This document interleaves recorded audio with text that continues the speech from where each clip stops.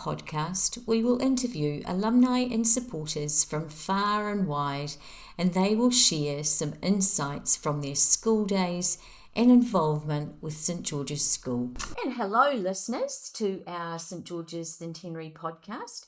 Today it is great pleasure to welcome Mr Richard Bourne to our Centenary podcast. Richard is an old boy of St George's, an old boy of Wanganui Collegiate, and also the chairman of the Wanganui Collegiate Museum Trust. Welcome, Wal. Thank you very much for having me. Lovely. And with us today are two of our wonderful Year 8 students, Florence Kelly and Aya Hutchinson. And Florence and Aya have chosen some questions to ask Mr Bourne, and then Mr Bourne's going to have the opportunity to share some of his wonderful vignettes with us of his time at St George's and association with St George's School. So welcome everybody. What years were you at school and what brought you there? I started in 1959 in Standard 3, it was, and with a teacher, Mrs Litchfield, and it was a boarding school then. And what brought me there? Oh, my parents decided to send me there. I was probably getting into a little trouble at places. I had been given a bike and I was all over town, and Mum and Dad thought it'd be better for me to go somewhere with a bit more control. And so I started in 1959. What traditions or events do you remember most fondly? Events, you've got to remember it was a boarding school back there. There were a lot of boarders and a lot of outdoor activities, which I really enjoyed. We had Cubs and Scouts, and we had a lot of fun. We had camps down in the bottom field, where the BP is now, and we made flying foxes, and we did all sorts of things. In fact, I've got a photo here of me in the Cub pack in there I am there, and next to a very good friend of mine, Donald Paulson, and Donald is still a very close friend of mine. So we made a lot of friendships back then. He was a boarder. Fantastic. So listeners, what I'll do is I'll post that image, if that's all right, Yeah. And then you'll be able to see Richard and his friend in the Scouts Club. I love it. Are you still in touch with any of your classmates? Oh, very much so, yes. Yeah, as I just said, Donald Paulson was one of them. Unfortunately, now my age, quite a few are dead. I still see a bit of John Hammond and James Allen. Who else? Yeah, quite a few. I can't just think if they went to St George's or Collegiate. I keep in touch with a lot of my collegiate friends. And What values or lessons from school have stayed with you over the years? discipline, I suppose, is one. Self-discipline. In those days, discipline was pretty tough. And boy, you didn't step out of line.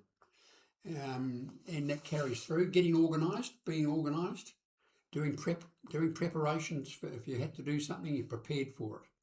So yeah, like a lot of education, that was the way it was back then. What does Centenary mean to you personally? Well, goodness me, because I look after the school museum, we've got a lot of stuff there from day one in 1927 right the way through, photos and everything like that. It's a huge milestone. Any organisation that celebrates 100th is a huge achievement to get to that. If you could relive one of the moments from your school days, what would it be? At St George's, I think it would be the Cubs and Scouts, the outdoor activities. I really enjoyed it. Oh, we had a lot of fun. And we made, as I said before, we made flying foxes, we made towers, all lashed together with rope, etc. The outdoors that I was there, and as I say, a lot of farming kids. So for a little city boy, it was good for me to get a bit more of appreciation of the outdoors and do things. So nice. Thank you, Richard. Girls, you've chosen some really interesting questions today. So thank you so much for your input. So Richard, I know you've brought a few of your treasures with you today that you might be able to share some of the things that you've been thinking about as we've invited you to this podcast. that the listeners may well enjoy hearing from you? Yeah, it was a fun place to be. It really was a fun place to be in those days. And we used to have crazes. There was a craze would go through. Spinning tops. Suddenly, someone would bring a spinning top, someone else would get one. Before you knew it, at break and lunchtime, the whole playground was covered by boys using spinning tops. Blowpipes. Well, they didn't last long. They got banned very quickly.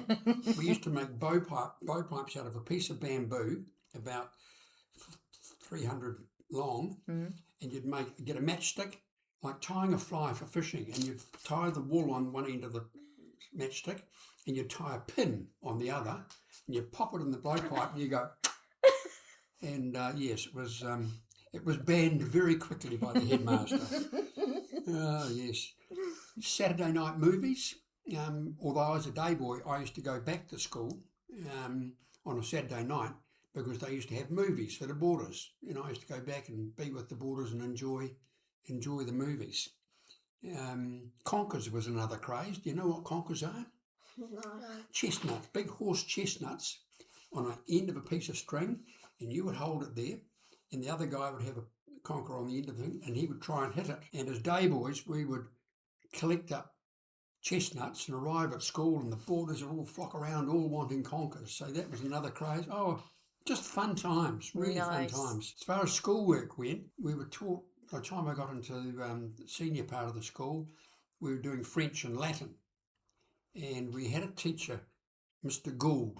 He was partially deaf, but Pup Gould. And he taught us Latin, and he taught us a lot about the Roman days. And it was amazing to me when I visited Rome, my first experience over there in 1978. It brought a lot of it back to me when you visited the ruins of Rome and all around there, and it brought back a lot of the stuff that Mr. Gould had taught me. He was an amazing teacher. Obstacle race and athletics. I wasn't a great sportsman. I played in rugby and a bit of cricket, but we had an obstacle race, and that was a lot of fun.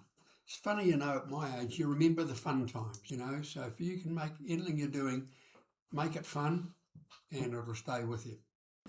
Another thing, because our headmaster was Mr. Geoffrey Austin, who was ex-naval. He'd been in the Second World War in the Navy, been in the submarines, and things were pretty regimented, you might say. But on Trafalgar Day, we had the colour party, and we'd have someone from the Navy come and talk about Trafalgar Day. Do you girls know what Trafalgar Day is? Yeah, it's a whole new era, you see. We got all taught all that in history. You probably get taught a very different type of history now, but we learned all that sort of stuff. Trafalgar Day was a very important day. The other thing, detentions. The old St. George's had a quad of grass, and you were sent on detention. You had to go and stand there for your lunch hour and the morning breaks. You weren't allowed to do anything. And if something had happened in the school and the headmaster didn't know who had done it, the whole school would stand there until someone owned up. And that was, so that's the way it was in those days. You had to behave. Boxing, we did boxing at school. And I've got a sheet here showing in 1961, I boxed against John Millward Bourne. There we are, on the 14th of October 1961. We had boxing, and we were very lucky. We had a coach who was a man, Mr. Banning, and he'd been an Olympic coach, and he ran the Boys and Girls Club here in Wanganui, and he used to come up to St. George's and take boxing lessons. But that was good fun. It was well controlled, but good fun, and you learnt a bit.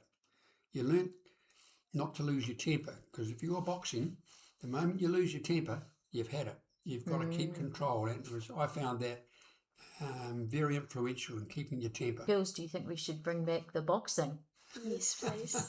What? I think Mum and Dad would like that. Exactly. Or maybe some boxing techniques for fitness we could look at. And anything else, Richard? That's a wonderful lot that you've shared with us. Goodness me. Yes, at lunchtime, I used to have my lunch at school with the boarders. I think we got charged 2 and 6 for a lunch to join the boarders. So the day boys didn't have to take your lunch. You could go and have the same lunch as the boarders. and the boarders had their main meal at midday. And I well recall the headmaster would get up and say grace, and he'd often say grace in Latin, Benedictus benedicat Jes Christian Domino Nostris. I still remember it. And then if we were having mince and someone was using their knife, he would stand up and call the person out and say, "Is the mince tough? You don't need a knife." It's silly how these things come back to you when you start. Girls, any other questions that you've thought of listening to Mr. Bourne? So interesting what you've shared with us. Did you win like heaps of your boxing stuff? No, I didn't. I drew with John. That was in the championship, and we drew. He was quite a bit bigger lad than me, but we drew. It wasn't.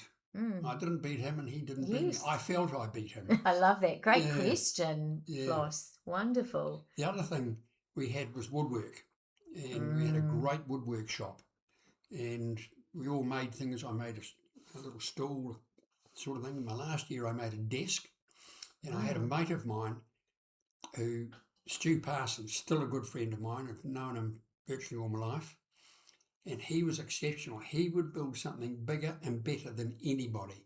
In class, he didn't really enjoy that sort of thing, but by golly, he was clever with his hands, and he's gone on to be very successful at what he does and very clever. He has vintage cars and all sorts of things and does everything himself.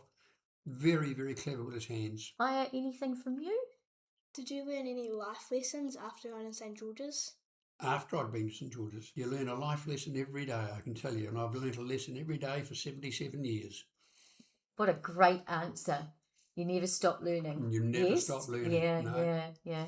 So, girls, as you've been listening to Mr. Bourne and our chats today, have you got anything that's a highlight for you as a current student at St. George's that you've loved this year, being a year 8, or something in your time here that you could share with Mr. Bourne? I love the opportunities you get here than other schools. Yeah, and I love my classmates and, just everything really. That's great to hear. Well done. Nice. Floss, anything come to mind? I like all the sports exchanges and all the opportunities, and discovery is quite fun. That's wonderful. That's really nice. And it's also lovely for you to hear from an old boy about the experiences and similar joy and love of St. George's. It's very special. Makes my heart sing, actually. So look, Richard, thank you so much for your time today. Absolutely. And anything else to share? Yeah, just suddenly something else came to mind. We had a master in Form 1, which would have been 1961, John Gilligan. And he used to read to us, and he read us Tom Sawyer and Huckleberry Finn, that book. And one of my friends, Anthony Hughes Johnson, he and I he had a little, lived down Gomble by the river. And we would go down there and we would get in this little dinghy and row across the river and do all these things.